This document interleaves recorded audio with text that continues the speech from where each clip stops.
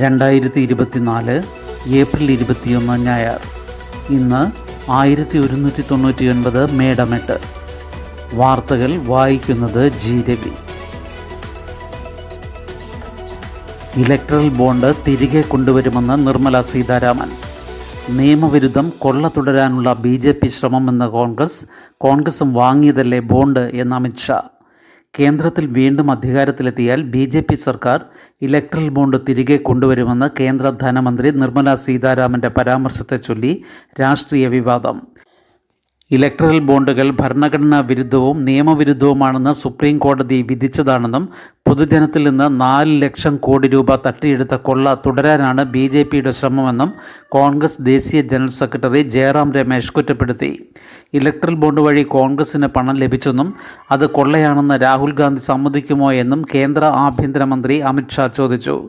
BJPയും കോൺഗ്രസും കൊണ്ടും കൊടുത്തും രംഗത്തിറങ്ങിയതോടെ ഇരു കക്ഷികളും തമ്മിലുള്ള മുഖ്യ പോരാട്ട വിഷയങ്ങളിലൊന്നായി ഇലക്ട്രൽ ബോണ്ട് മാറി. വിഷയം ലോക്സഭാ തിരഞ്ഞെടുപ്പിൽ BJPക്കെതിരെ കോൺഗ്രസ് പ്രചരണ ആയുധമാക്കിയതിന് പിന്നാലെയാണ് അതിൽ നിന്ന് പിന്നോട്ടില്ലെന്ന് നിർമ്മല സീതാരാമൻ വ്യക്തമാക്കിയത്. വിശദമായ ചർച്ചകൾക്ക് ശേഷം മറ്റൊരു രീതിയിൽ ഇലക്ട്രൽ ബോണ്ട് തിരികെ കൊണ്ടുവരുമെന്നാണ് നിർമ്മല പറഞ്ഞത്. എല്ലാവർക്കും സ്വീകാര്യമാകും വിധം എന്തൊക്കെ മാറ്റങ്ങൾ വേണമെന്ന് പരിശോധിക്കും.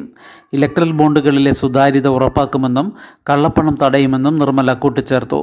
ഇലക്ട്രൽ ബോണ്ടിൽ ക്രമക്കേടില്ലെന്ന് പ്രധാനമന്ത്രി നരേന്ദ്രമോദിയും BJPയും മുൻപ് അവകാശപ്പെട്ടിട്ടുണ്ടെങ്കിലും ഒരു പടി കൂടി കടന്ന് അധികാരത്തിലെത്തിയാൽ അത് തിരികെ കൊണ്ടുവരുമെന്നാണ് നിർമ്മല പറഞ്ഞത്.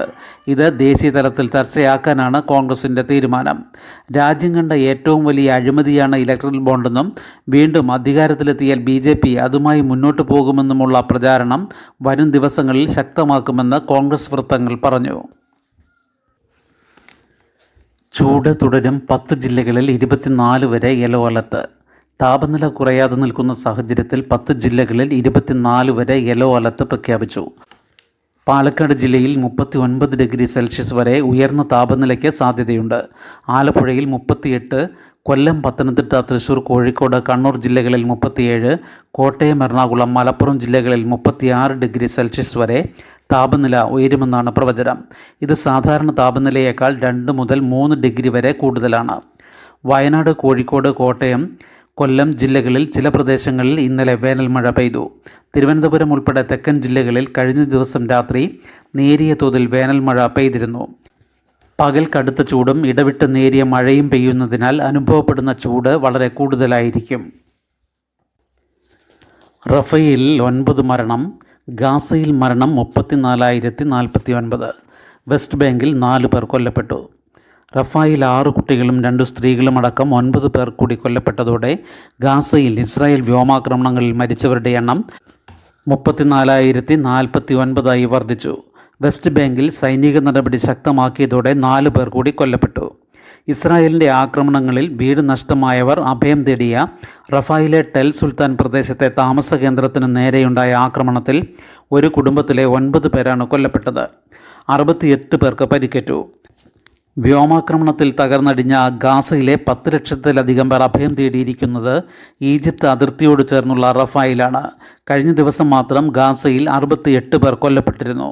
വെസ്റ്റ് ബാങ്കിലെ നൂർ ഷംസ് പട്ടണത്തോട് ചേർന്നുള്ള തുൽക്കറം അഭയാർത്ഥി ക്യാമ്പിലാണ് 15 വയസ്സുകാരനുൾപ്പെടെ 4 പേർ കൊല്ലപ്പെട്ടത്. 3 പേർ തങ്ങളുടെ അംഗങ്ങളാണെന്ന് ഇസ്ലാമിക് ജിഹാദ് ഗ്രൂപ്പ് സ്ഥിരീകരിച്ചു. കഴിഞ്ഞ ഒക്ടോബറിൽ ദക്ഷിണ ഇസ്രായേലിൽ ഹമാസ് നടത്തിയ ആക്രമണത്തിന് ശേഷമുണ്ടായ നടപടികളിൽ വെസ്റ്റ് ബാങ്കിൽ ഇതുവരെ 460 പലസ്തീൻകാരാണ് കൊല്ലപ്പെട്ടത്. ഗാസ തീരത്ത് താൽക്കാലിക കടൽപ്പാലം സജ്ജമാക്കിയാലുടൻ ദുരിതാശ്വാസ സാമഗ്രികൾ എത്തിക്കാമെന്ന് UN ഏജൻസിയായ വേൾഡ് ഫുഡ് പ്രോഗ്രാം ഉറപ്പു നൽകി. 1000 US സൈനികരെ 1/2 കിലോമീറ്റർ കടൽപ്പാലം സജ്ജമാക്കാൻ നിയോഗിക്കും. സാധനങ്ങൾ ഇറക്കാൻ ഒഴുകുന്ന പ്ലാറ്റ്ഫോമും നിർമ്മിക്കും. അടുത്ത മാസം ആദ്യം ഇവ സജ്ജമാകും. ഗാസയിൽ 70% പേരും പട്ടിണിയിലാണെന്നാണ് രാജ്യാന്തര ഏജൻസികളുടെ കണക്ക്. നാഗാലാൻഡ് 6 ജില്ലകൾ 4 ലക്ഷം വോട്ടർമാർ. പോളിംഗ് ശതമാനം 0. വോട്ട് ചെയ്യാത്തവരിൽ BJPയുടേതടക്കം 20 MLAമാരും. നാഗാലാൻഡിൽ 6 ജില്ലകളിലെ 4 ലക്ഷത്തോളം വോട്ടർമാരിൽ ആരും 19-ന് വോട്ട് ചെയ്തില്ല. ഫ്രോണ്ടിയർ നാഗാലാൻഡ് എന്ന പേരിൽ പ്രത്യേക സംസ്ഥാനം ആവശ്യപ്പെടുന്ന മോൺ, ട്യൂസാങ്, കിഫൈൻ, ലോങ്ലി, നോക്ലാക്ക്, ഷാംതോർ ജില്ലകളിലായിരുന്നു അപൂർവ ബഹിഷ്കരണം. ഭരണകക്ഷിയായ NDPP-യുടെയും BJP-യുടെയും 20 MLA-മാരും വോട്ടെടുപ്പിൽ പങ്കെടുത്തില്ല. നാഗാലാൻഡിലെ ഏക ലോക്സഭാ സീറ്റിലേക്കായിരുന്നു തെരഞ്ഞെടുപ്പ്.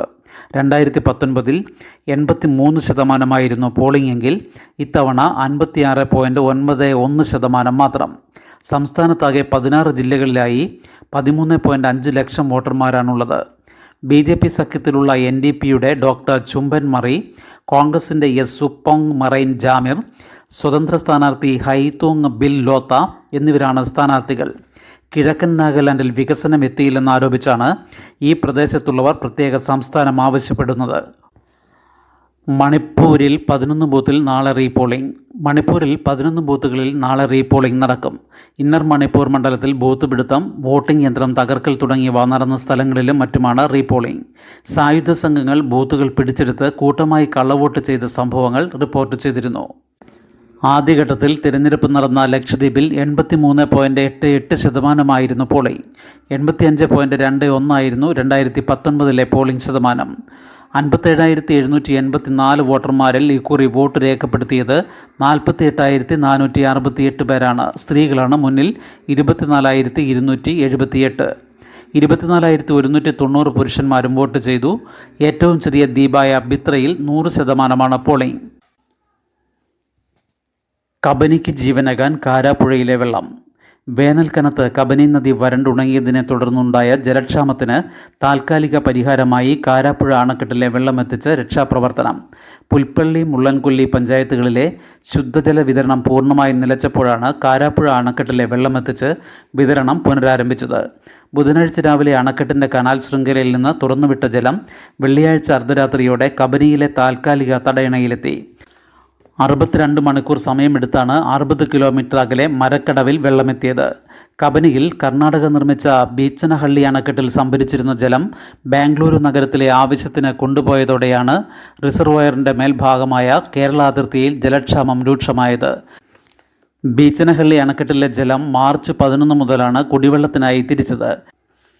കബനി ജലം ടി നരസിപുരയിൽ കാവേരിയിലെത്തിച്ച് ചാമരാജ് നഗർ കൊള്ളകൽ വഴി ഒഴുക്കി ശിവാന സമുദ്രത്തിലെത്തിച്ച ശേഷം ആനിക്കട്ട് റിസർവോയറിൽ സംഭരിച്ചു.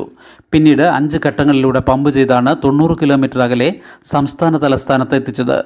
ബീച്ചനഹള്ളി അണക്കെട്ടിൽ നിന്ന് 240 കിലോമീറ്റർ അകലെ ബാംഗ്ലൂരു നഗരത്തിൽ വെള്ളമെത്തിച്ച് കർണാടക രക്ഷാപ്രവർത്തനം നടത്തിയതുപോലെയാണ് ഇവിടെ കാരാപ്പുഴ അണക്കെട്ടിലെ ജലം കബനിയിലെത്തിച്ച് നാടിൻ്റെ ദാഹമകറ്റുന്നത്.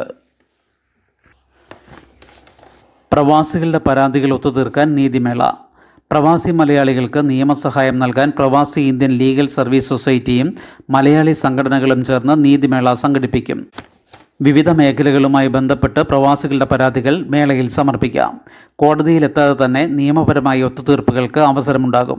അനധികൃത റിക്രൂട്ട്മെൻറ്റ്, സാമ്പത്തിക തട്ടിപ്പ്, സർക്കാർ വകുപ്പുകളുമായി ബന്ധപ്പെട്ട ആക്ഷേപങ്ങൾ, കുടുംബ തർക്കങ്ങൾ, സ്വത്ത് തർക്കങ്ങൾ തുടങ്ങിയവ പരാതിയായി സമർപ്പിക്കാം.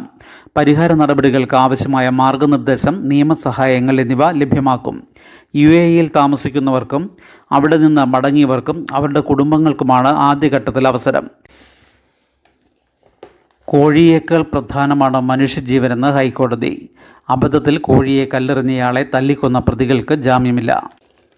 കോഴികളുടെ ജീവനേക്കാൾ മൂല്യമുള്ളതാണ് മനുഷ്യജീവനെന്നും ഇരയാക്കപ്പെട്ടയാൾ ഇതര ജാതിയിൽപ്പെട്ട ആളായതിനാലാണ് അങ്ങനെയല്ലെന്ന് ചിലർക്ക് തോന്നുന്നത് എന്നും മദ്രാസ് ഹൈക്കോടതി പറഞ്ഞു.